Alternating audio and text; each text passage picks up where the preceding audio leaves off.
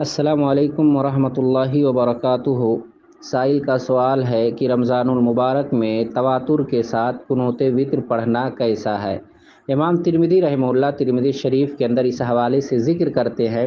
کہ اختلف اہل العلم فی القنوت فی الوتر، فرع عبداللہ بن مسعود القنوت فی الوتر فی السنۃ کلها واختار القنوت قبل الرکوع وهو قول بعض اہل العلم وبه يقول سفیان الثوری وابن المبارک واسحاق وأهل الكوفة، وقد روي عن علي بن أبي طالب رضي الله عنه أنه كان لا يقنط إلا في النصف الآخر من رمضان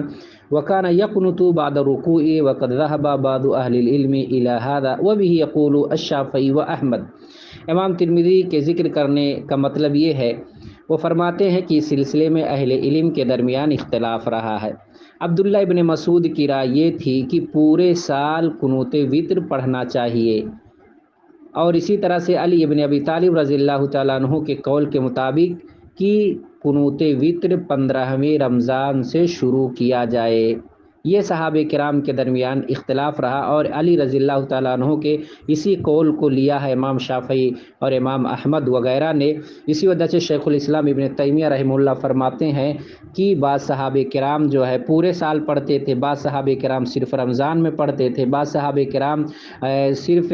15 رمضان سے شروع کرتے تھے۔ اس کے بعد آخر میں اپنی رائے قائم کرتے ہیں۔ ابن تیمیہ رحمہ اللہ فتاویٰ کے اندر بیان فرماتے ہیں کہ ان میں سے جو بھی طریقہ آدمی اختیار کرے سب جائز اور درست ہے، کسی پر ملامت نہیں کیا جائے گا۔ ابن عثیمین رحمہ اللہ دو ٹوک لفظوں میں سنت کی ترجمانی کرتے ہوئے بڑی جاندار بات لکھی ہے کہ ھذا هو الاحسن ان لا تدوم علی قنوت الوتر لان ذلك لم يثبت عن رسول اللہ صلی اللہ علیہ وسلم، کہ قنوت وتر پر ہمیشگی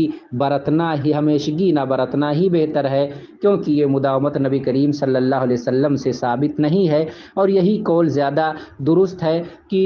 قنوت وتر پر مداومت نہ کیا جائے، کیونکہ مداومت اللہ کے رسول صلی اللہ علیہ وسلم سے ثابت نہیں ہے۔ آدمی کبھی پڑھ لے، کبھی چھوڑ دے، کبھی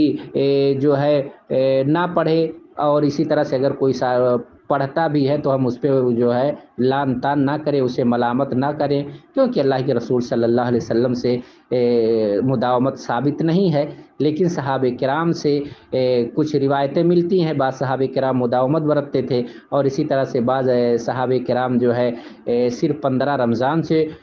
قنوت وتر شروع کرتے تھے۔ تو بہتر اور احسن ابن عثیمین کی بات مجھے لگتی ہے کہ ہمیشگی نہ برتی جائے، بلکہ کبھی کبھار اسے چھوڑ بھی دیا جائے، کیونکہ مداومت اللہ کے رسول صلی اللہ علیہ وسلم سے ثابت نہیں ہے۔